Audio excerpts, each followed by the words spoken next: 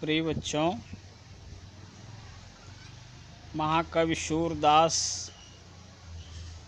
जी के हम लोग पद पढ़ रहे हैं।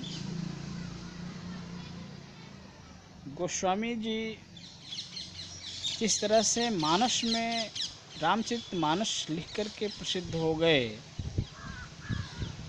उसी तरह महाकवि सूरदास भी कृष्ण की लीलाओं का वर्णन करके हिंदी साहित्य में अमर हो गए हैं,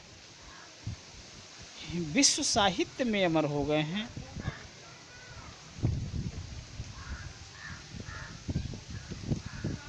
अगर हम भाषा की दृष्टि से कहें तो जो स्थान वाल्मीकि जी का संस्कृत में है, वही स्थान ब्रजभाषा में, ब्रजभाषा के साहित्य में सूर का है। इसीलिए कवियों ने उनको रस सम्राट कहते हैं और हिंदी काव्य जगत का सूर्य भी कहा जाता है। सूर सूर तुलसी शशि उडग्न केशवदास, यानी कवियों में सूर सूर हैं, सूर्य हैं। तो आइए देखते हैं उनका जो दूसरा पद है, जो सगुण ईश्वर की परिकल्पना को सजीव रूप प्रदान करते हैं और निर्गुण यानी निराकार ईश्वर के पर व्यंग्य करते हुए उनकी जो उपयुक्तता है उस पर सवाल करते हैं। अविगत गत कछु कहत न आवे, अविगत गति कछु कहत न आवे, यानी कि कहना चाहते हैं कि निराकार ईश्वर की दशा स्थिति के संदर्भ में कुछ कहा नहीं जा रहा है।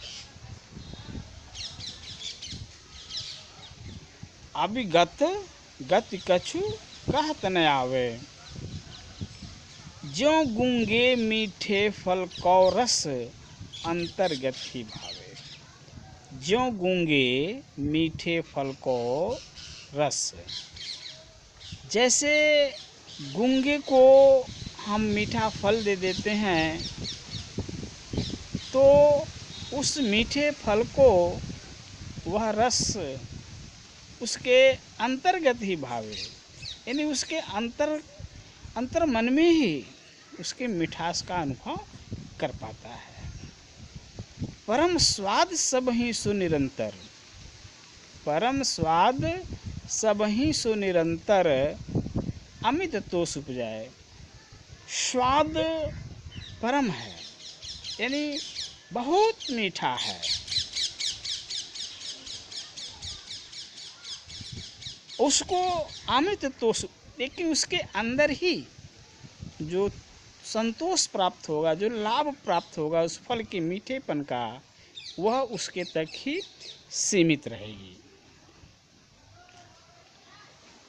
तो यहाँ पर निराकार ईश्वर के पर व्यंग्य किया गया है कि व्यंग्य के माध्यम से उन्होंने निराकार ईश्वर के औचित्य पर ही प्रश्न उठाते हैं। मन बानी को अगम गोचर सो जाने सो पाए, जो मन और वाणी से आगम्य है, अगोचर है, जिसको हम देख नहीं सकते, सो जाने सो पावे, जो जानता है वही उनको प्राप्त कर सकता है। यानी निराकार ईश्वर की प्राप्ति बड़ी कठिन है। आगे देखिए क्या कहते हैं। रूप रेख गुण जाति जुगत बिनु निरालंब कित ध्यावे, निरालंब निराधार, चित मन कैसे, धावे धावना दौड़ना। तो कहते हैं कि ऐसा ईश्वर जिसका न रूप है, न कोई रेखा है, न कोई उसका गुण है, न कोई उसकी जाति है, न कोई उसकी योग्यता है। तो जब ये सारी चीज़ें हम उसके संदर्भ में नहीं जानते हैं, तो जब हम आलंबित नहीं रहेंगे, निरालंब रहेंगे, निराधार रहेंगे, तो दौड़ करके हम कहाँ कहाँ भटकेंगे, यानी ईश्वर को पाने में हमें बड़ी परेशानी होगी। सब विधि अगम विचारहि ताते, सूर सगुन पद गावें। तो अंत में अपनी बात को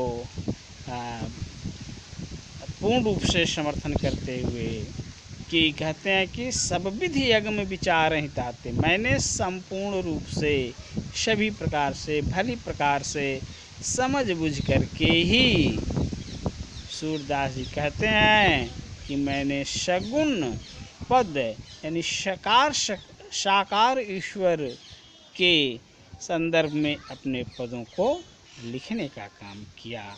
इसीलिए मैं सभी प्रकार से समझ बुझ करके साकार ईश्वर श्याम भगवान कृष्ण के संदर्भ में अपने पद को गाना शुरू किया।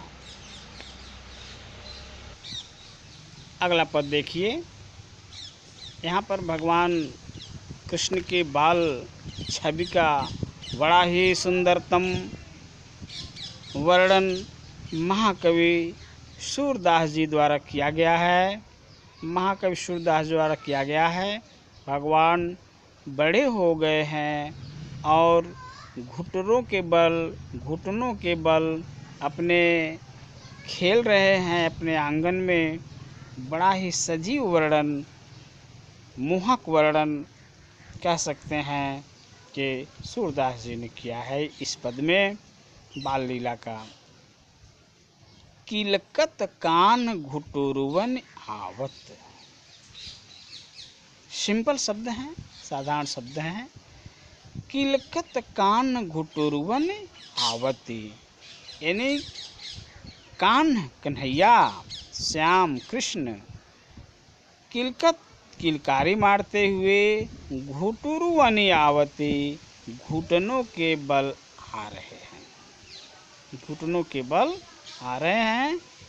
मणिमय कनक नंद के आंगन, मणिमय कनक, मणि से युक्त जो नंद का आंगन है, उसमें उनके जो बिंब हैं, परछाई है, पकड़ी में धावत, उनको पकड़ने के लिए वो दौड़ते हैं।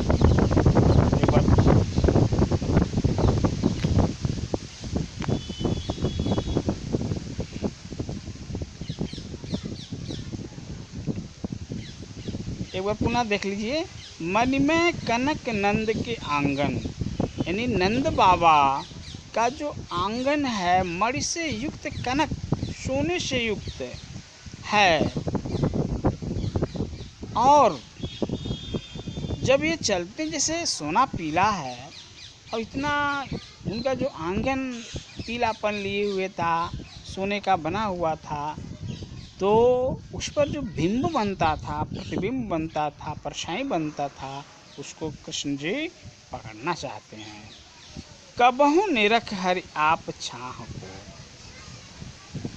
कबहू निरख हरि आप छाह को, कभी हरि यानी भगवान कृष्ण निरख देखते हैं आप छाह को। कभी कभी तो भगवान स्वयं अपने परछाई को देखते हैं, करिसों पकड़न चाहत, और हाथ से उसे पकड़ना चाहते हैं। और देखिए तीसरी पंक्ति में कवि ने क्या वर्णन शक्ति पाई थी, क्या माता सरस्वती की कृपा थी। किलकती, किला की हंसत राजत द्वय दतिया, पुनि पुनि तिहि अवगाहत। कहते हैं कि जब किलक हंसत, किलकारी मार करके जब भगवान हंसते हैं तो आगे के 2 दांत चांदी के समान दिखाई देते हैं। पुनि पुनि तिहि अवगाहत, यह क्रिया वह बार बार दोहराते हैं। कनक भूमि पर कर पग छाया, यह उपमा इकराजती। कनक भूमि पर कर पग छाया, कनक भूमि यानी बाबा नंद का जो आंगन है वह स्वर्ण भूमि के समान है, ऐसी उपमा दिखती है। कैसी उपमा दिखती है? कनक भूमि पर कर पग छाया, कनक की भूमि जो है उस पर जो कर यानी हाथ और पैर की जो छाया है एक उपमा के समान दिखाई देती है। करि करि प्रतिपद प्रतिमन मन वसुधा, कमल बैठ सी साजती।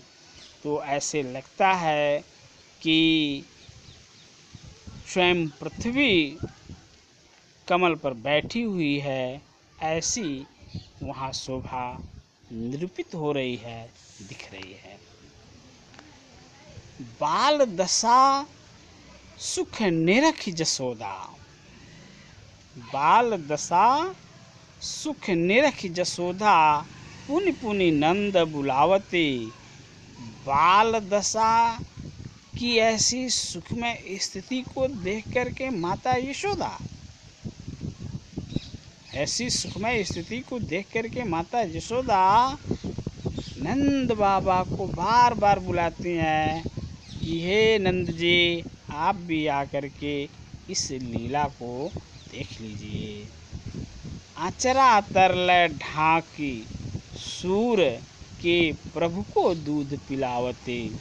तो सूरदास जी कहते हैं कि माता यशोदा बाल कृष्ण को अपने गोद में बिठा करके आंचल से ढांक करके दूध पिलाना शुरू कर देती हैं, दूध पिलाती हैं। इस कविता में बहुत ही सुंदर रूप से बाल लीला का वर्णन महाकवि ने किया है। अब देखिए अगले पद में भगवान थोड़ा बड़े हो गए हैं,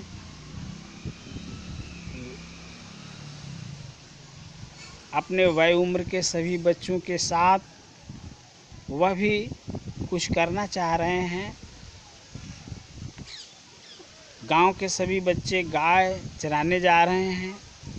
तो इसी प्रसंग को लेकर के कवि ने अपनी लेखनी चलाई है।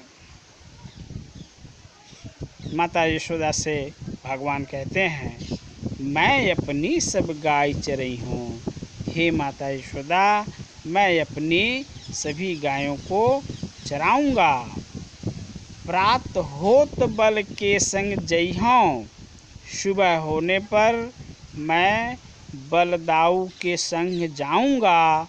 तेरे कहे न रहिहों, और तुम्हारे कहे जो है नहीं रहूँगा। ग्वाल बाल गायन के भीतर, ग्वाल बाल गायन के भीतर नैकहु डर नहीं लागत। कहते हैं कि देखो माता, या हो सकता है उनकी माता उनको डांटती होंगी, नहीं जंगल में जाओगे, गाय चराओगे और वहाँ पर भालू, शेर, सांप इत्यादि जंगली जानवर होंगे और उसमें तुमको जो है दिक्कत होगी, डर जाओगे।